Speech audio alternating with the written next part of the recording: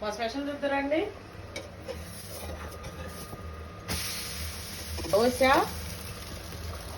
నాటుకోడి కర్రీ అవుతుంది.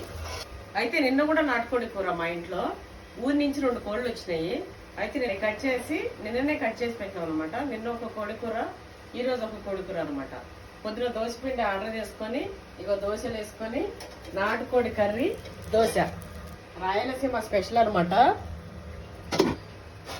వేడి వేడిగా ఏది చేస్తాం మా రాముడికి.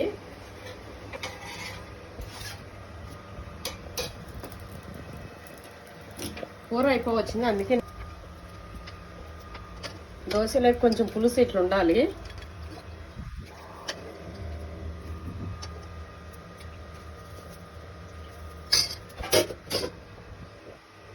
నాటుకోడి కర్రీ దోశ రాయలసీమ స్పెషల్.